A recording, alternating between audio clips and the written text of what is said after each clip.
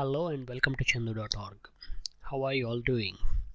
Today, 24th of September 2018 is 9th birthday of my kids. I'm not really sure if you know, but I have twins, a boy and a girl, Nishant and Nakshatra, and they were born on 24th of September 2009, and today marks their 9th birthday. So we had a quiet celebration today, but we did invite several of their classmates over for a small party at our house last Saturday, and it was really fun. The reason why I'm telling all of this is, of course, I would love to have your blessings for my kids, but more importantly, I've told my kids gently that keep quiet while I'm finishing this recording of 15-20 minutes. But if they make some ruckus, it's being their birthday, I can't really yell at them or anything, so you would have to bear with some occasional screams or noises from downstairs. Let's hope they keep quiet and have some fun. So what we are going to do in this video is we are going to understand how to answer a question about something like this.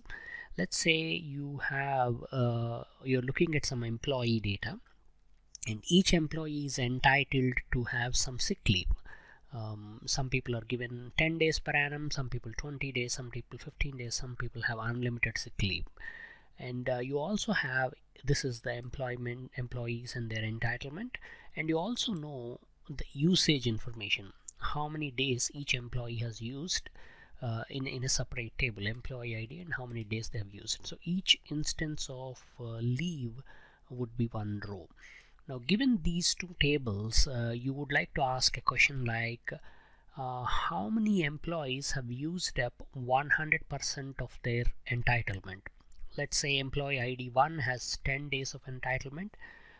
We would like to find out the total days used by employee number 1 here, and then see whether employee 1 has used up all the 10 days or not. If the total usage is 10 and the entitlement is 10, then that means they have used 100%. Whereas if the total entitlement is 10 and they've used 12, then they went 20% beyond entitlement, right? Of course, when you have two different tables of data like this, you could use Excel formulas. Like, for example, I can calculate how much this person has used up using a sum ifs formula. I can say sum if days used, leaves days used, where leaves employee ID matches at the rate employee ID, and that will tell me, for example, this person has 10 leaves per usage and they've only used 2.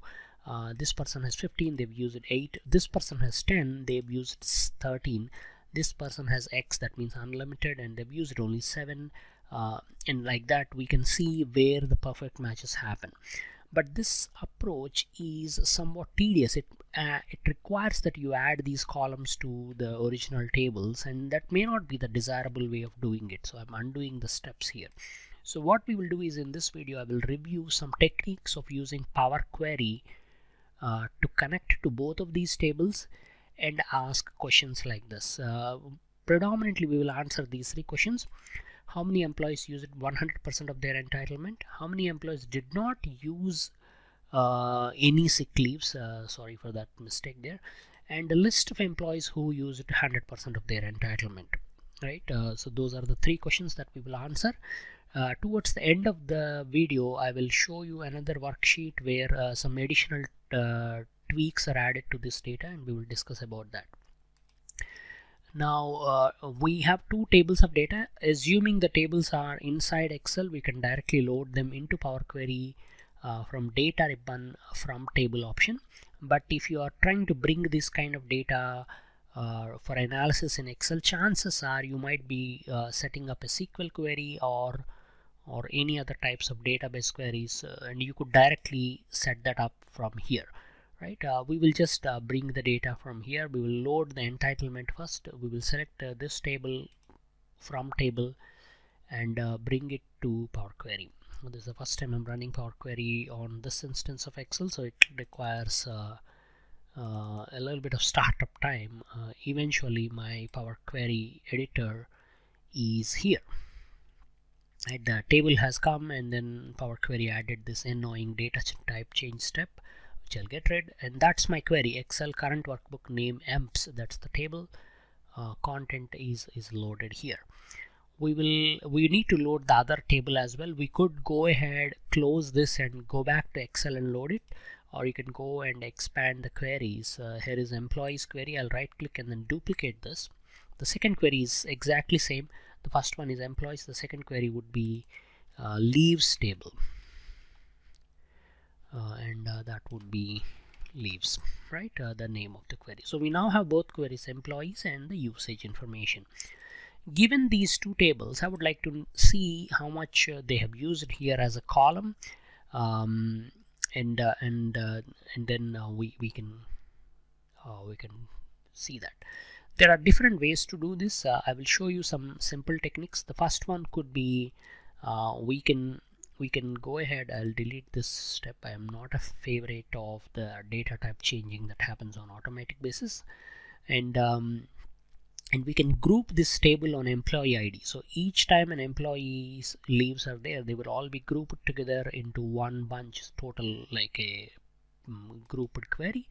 To do that, select employee ID, go to group by, and we will use sum of days used total usage.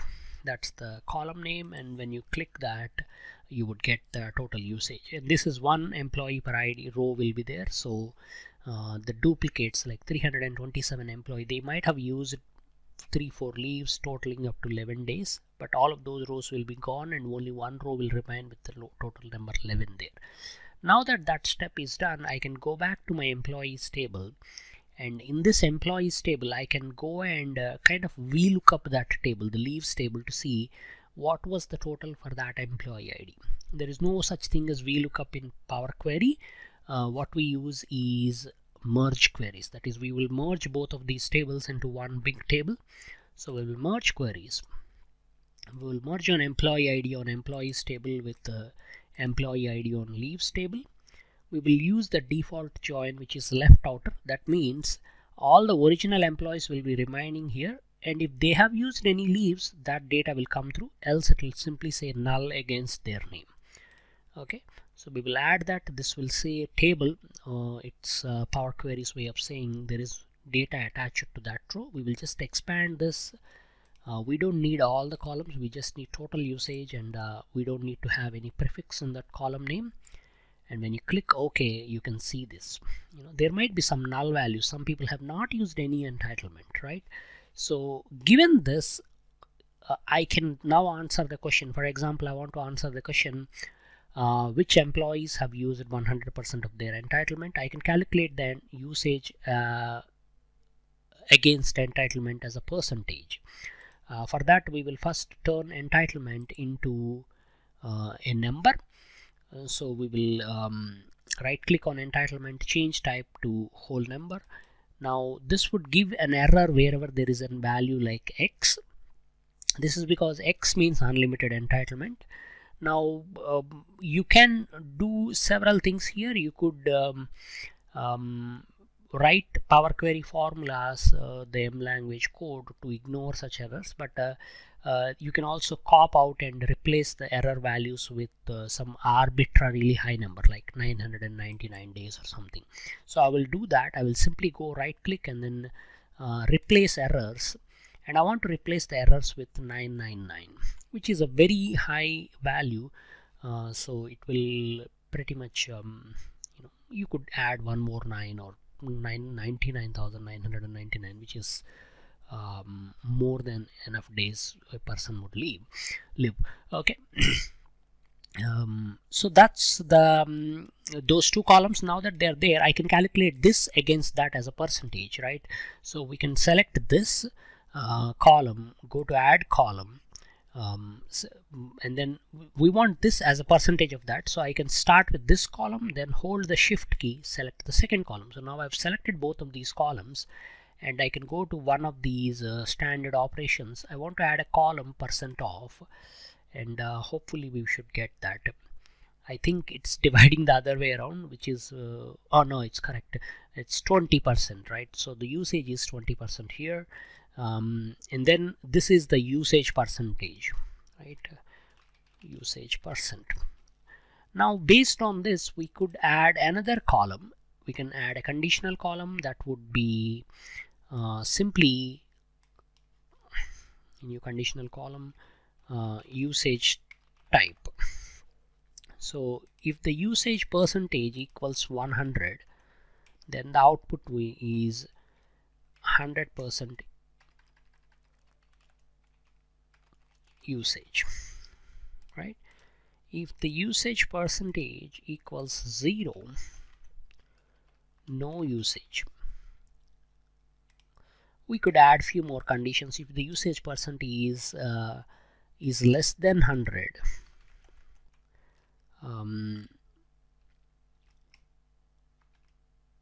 less than allocated, less than entitlement, and then otherwise more than entitlement. So we could add a condition like this to deal with this problem. I want to check what happens with nulls. Yeah, I guessed this, that null values might have an error value because usage is percentage would be null. So our conditional column needs to change. I'll click on that little gear icon to edit this, and I want to is equals to null. That's the condition that we want to use, but this should be the first check, so I will move it up. So if usage percentage is equal to null, then no usage, else these things. Hopefully that would fix the null problem for us. Let's see. Yeah, so no usage, that means if they have not used the leaves, then there are no matching records in the leaves table, then no usage. So this is one way to tag all the usages. Once the tagging is done, I can do I can answer all of these questions. I can simply filter down or count or even group at this level to get the answer, or I can reduce this list by just looking at 100% usage. Those are the only people we are interested in. We have 21 rows. If I want to look at 100% usage and more, I can look at that. I will get 67 employees. I want to see who are the people who are not using any leaves at all, who are these rockstar employees who don't fall sick at all, and I can see those 10 people, etc. So this is how very powerful usage of Power Query. The good thing with this approach is once you set up all of this, which would take less than 5-10 minutes if you're not explaining on YouTube to a stranger how to do this along with the story of your kid's birthday, then it'll all be done in 5-10 minutes. And once you set it up, next time when you have new data, you just need to refresh this connection and you would get the fresh data. So this is my leave usage. I will close and load two, and I don't want to load both tables. So what I will do is I will leave this as connection for now, and I would like to load only that table. So this is the load to as a table.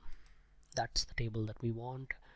I'll add a new worksheet and it'll give me the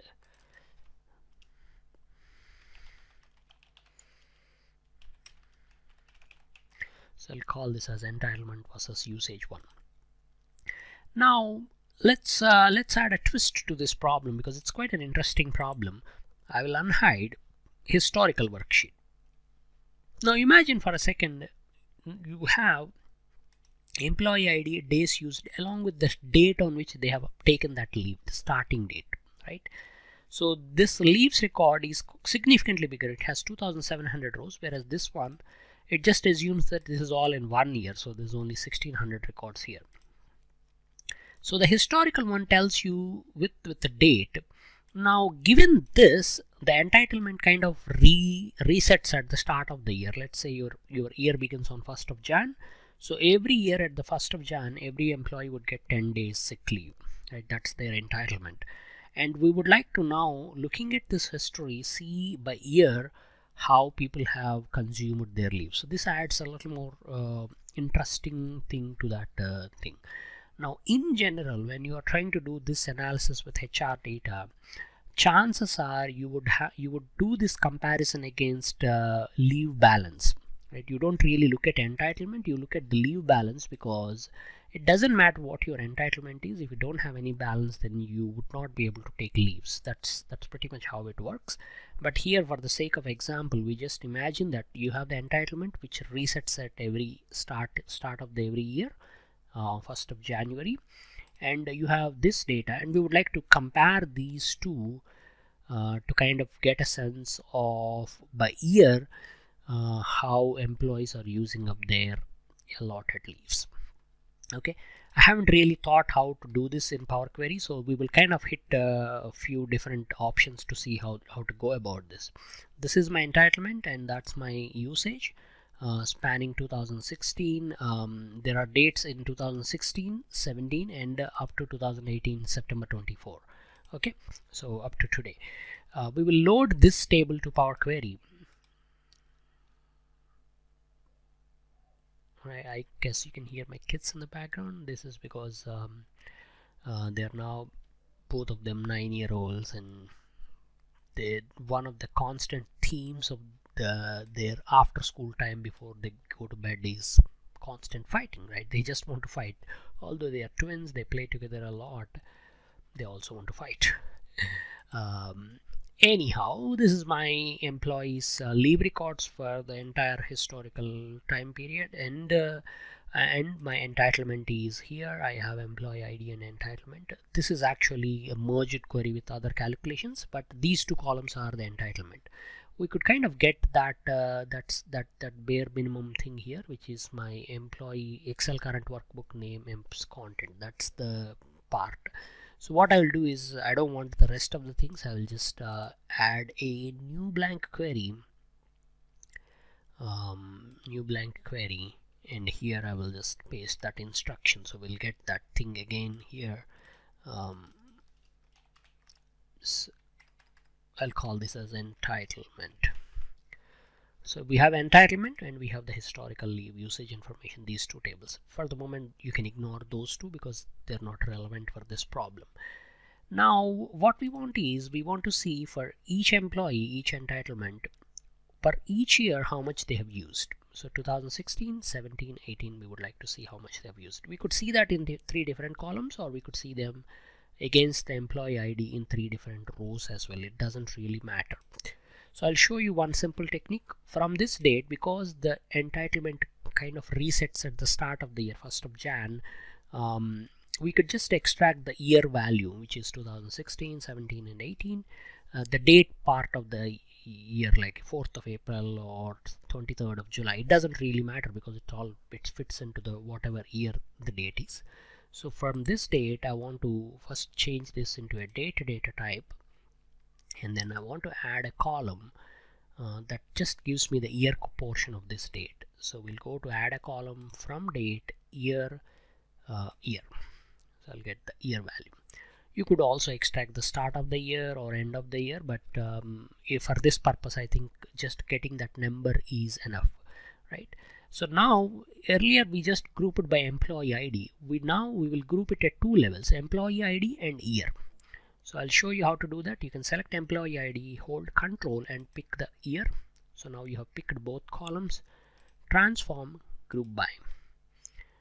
This time Power Query will give you a multi-level grouping like this. It will automatically switch you to advanced group by option.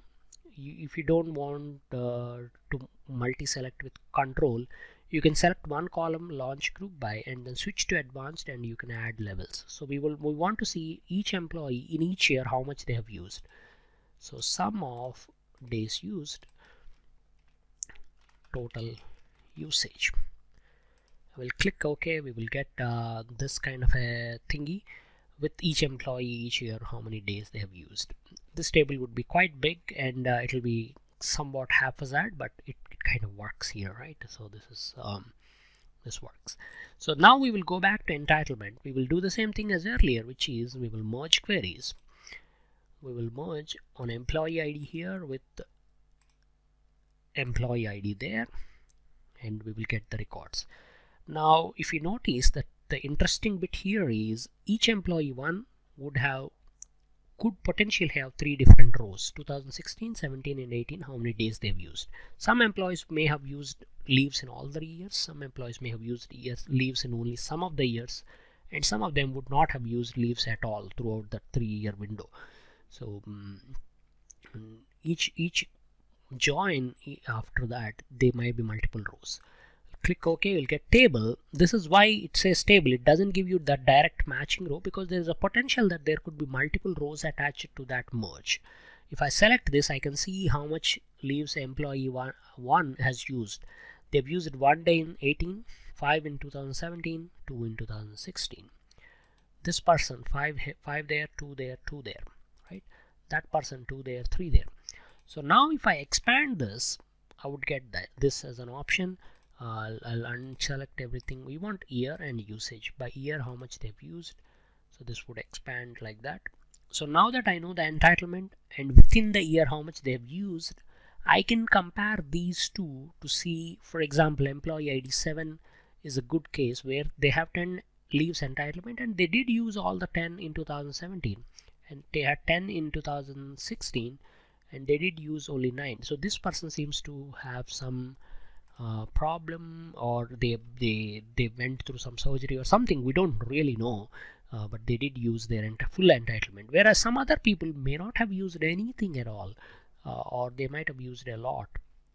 So this is how that merge will work, and it will give you that insight. Once this is there, it's a simple matter of applying some conditional columns to see what is going on, or filtering this by a particular year, or pushing everything into Excel so that you could do some pivot tables and do your own magic with this data, or push this to data model so that you could analyze it in Power Pivot.